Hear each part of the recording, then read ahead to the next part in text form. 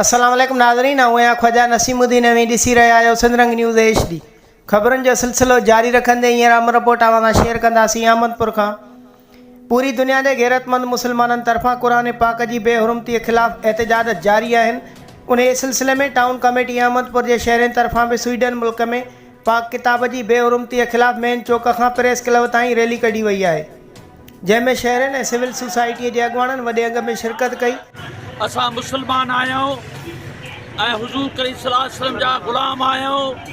अॼु जेको हे वाक़ियो पेश आयो आहे, स्वीडन हुकूमत कयो आहे, क़ुरान पाक जी बेहुरमती कई आहे, उन लाइ असां एहतिजाज कयो आहे।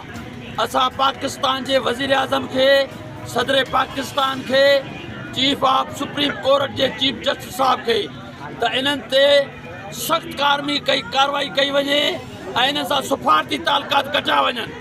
छो त असां मुसलमान आहियूं, असांजो ईमान आहे कॾहिं मरणो आहे, असांजो ईमान आहे क़यामत जे ॾींहं ते, असांजो ईमान पाक किताबनि ते, असांजो ईमान नबी रसूलनि ते, असांजो महबूब मदीने जो साईं आख़िरी नबी आहे, इहो असांजो इहो ईमान आहे। बाक़ी हे जेका शैतानगिरी कई आहे, अॻे बि हिकिड़ो कुतो पैदा थियो, अॻे बि हिकिड़ो सूअर पैदा थियो जे सरकार जी बेअदबी कई हुई। असां वरी उनखे याददाश्त था ॾियारायूं, ओ सूअर ओ कुता ॿुधी छॾ, हिते सरकार जा ग़ुलाम आहिनि, सरकार जा आशिक़ आहिनि। तूं त क़ुरान पाक जी ॻाल्हि थो करे, पर असांजे कंहिं बि किताब जी तूं बेरुमती नथो करे सघे।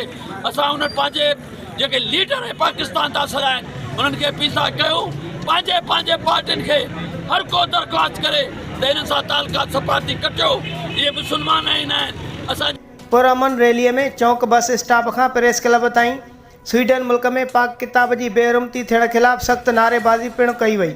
उन मौके ते रैली के अॻुवाणनि इनायतुल्लाह लाड़िक, अहमद खान मल्ला, अकील लाड़िक, आबिद अली मल्ला, सरफराज लाड़िक, अमीरुद्दीन ख्वाजा ऐं ॿियनि मीडिया सां ॻाल्हाईंदे चयो आहे त असीं मुस्लिम उम्मत पंहिंजे पाक किताब की हुरमत लाइ जान कुर्बान करण लाइ भी तैयार आहियूं। असीं स्वीडन मुल्क के हुक्मराननि खां पुरज़ोर मुतालबो था करियूं त जल्द खां जल्द बेहुरमती कंदड़नि खिलाफ़ सख्त कानूनी कार्रवाई करे खेनि सज़ा ॾिनी वञे, ॿी सूरत में एहतजाज जो दायरो वधायो वेंदो। ॿिए तरफ़ अॻुवाणनि पाकिस्तान के हुक्मराननि खां भी मुतालबो कयो आहे त जेसीं ताईं बेहुरमती कंदड़नि खिलाफ़ कार्रवाई नथी कई वञे, तेसीं ताईं स्वीडन मुल्क सां मुल्की लाॻापा एहतजाजनि तौर ते ख़त्म करे सोशल बाइकाट कयो वञे। वधीक ख़बरुनि ऐं अपडेट लाइ ॾिसंदा रहो सिंधरंग न्यूज़ HD।